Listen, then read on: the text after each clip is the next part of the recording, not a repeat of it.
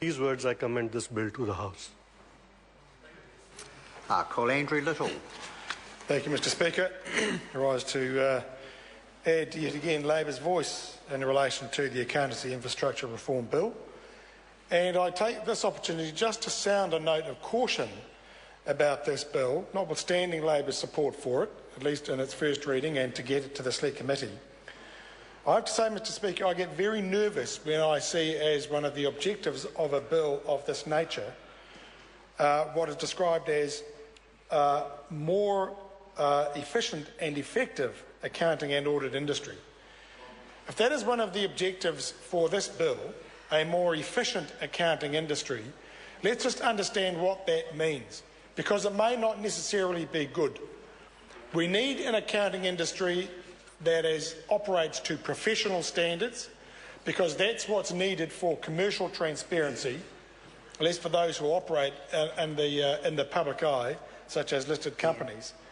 And certainly when it comes to the audit function, the last thing we need is an auditor motivated by greater efficiency. What we need actually is auditors motivated by the need to do their job of scrutiny, exercising professional judgment, so that existing owners of the business and potential future owners of the business can make an informed decision about their ongoing ownership or potential future ownership. That's what we require of auditors, to cast a searching eye over the work that the finance arm of a particular company has done, and to provide some level of assurance that the reports that have been provided and the picture that has been painted of the financial health of a company is largely accurate. And that's not achieved by greater efficiency, it's achieved by having a proper set of standards, and those who have the professional responsibility operating within not so much an industry but a sector that has a culture of high professional standards. And so when we have a bill that is about facilitating, as it says, greater efficiency and effectiveness, let's be clear about what is being asked for. You know, it is well within the memories of every member of this House and many others besides the activities of Enron and their auditor Arthur Andersen. And let's face it, the big chartered accountancy firms operate on a commercial basis. That is not necessarily a healthy thing.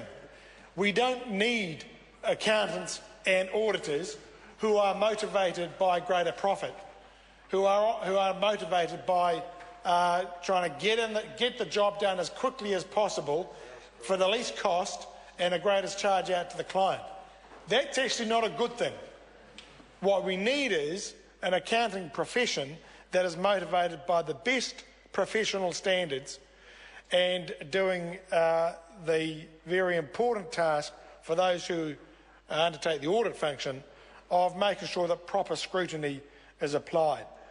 The consequence of Enron and what was ultimately the failure of Arthur Andersen, the auditing company, was in the United States the Sarbanes-Oxley Act, which then led to the International Financial Reporting Standards, which we adopted and has become, frankly, the bane of many organisations as they've adapted to it. But for organisations that are required to undergo statutory audit, and in this country trade unions are one of them, we gladly adopted the higher standards required in the International Financial Reporting Standards that were adopted by our Institute of Chartered Accountants, because we thought it provided greater transparency and greater assurance. And I think that set a good standard. What we don't want to do is undermine that by a set of measures in this bill that enables or empowers or enables accounting firms to operate in a way that is about pursuing the profit motive.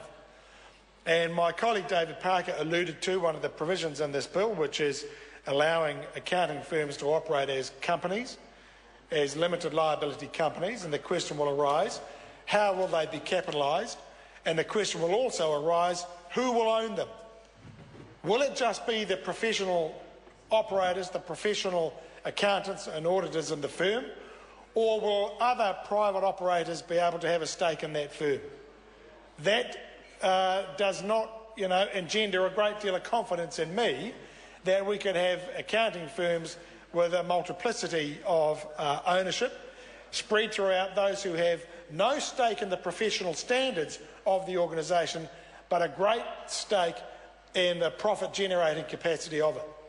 So let's be very careful about what we're asking for, because the fear is we might actually get it, and that won't necessarily be a good thing. We've just come through the global financial crisis. I know the government members are going to try to convince the public that we're still in the middle of it for some things, and say that they are the great austerity managers of the decade, and then they'll be splashing the cash around for other reasons when they want to sort of now deficit after deficit, but now they want to try and present a softer face after 6 years of flintiness, 6 years of hard-nosed face to the public of New Zealand. Now they want to splash out on education. They'll splash out on early childhood. We can see that coming. And when they're talking about those things, the global financial crisis won't rate a mention. But when it's about taking money away from other things, of course, we're still in the middle of the global financial crisis. But let's remember what underpinned that. It was a failure of audit standards. It was a failure of transparency, a failure of the commercial sector. And what we don't want to do, having just got through one of the biggest financial lurches in Western history, is then sort of start treading down the path as if none of this matters. Well, it does matter. Professional standards in accounting matter. Now, the accounting profession is a very important profession, notwithstanding the number of them running this government. And we should pay great homage to those who have qualified in that profession and earned their chartered status. I'm not trying to over-egg the pudding here, but this is a very important profession, and they provide a very important function in our commercial world. But let's not contaminate their function and undermine their professional standards through measures that actually will have the opposite effect of providing greater assurance and greater transparency and better oversight for the benefit of all those operating in the commercial sector, but principally shareholders, commercial owners and prospective owners as well, those who are looking to take up greater ownership, invest more and expand their investment.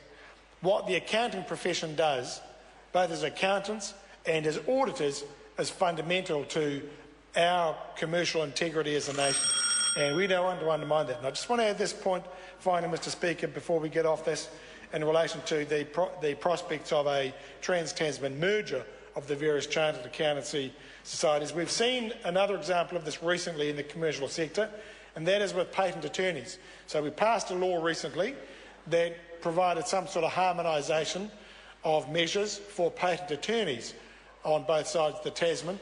And what that is gradually leading to, I am told by that profession, is an absorption by the Australian patent attorneys of work that would otherwise be done by New Zealand patent attorneys. And I have no doubt about it, because I know Australians and I love them dearly, and they're great people and they are great comrades to have in many respects, even though they haven't imported our apples for a long time. But they are very good at maximising opportunities for themselves. They are very good at making sure that they maximise their opportunities, often at our expense.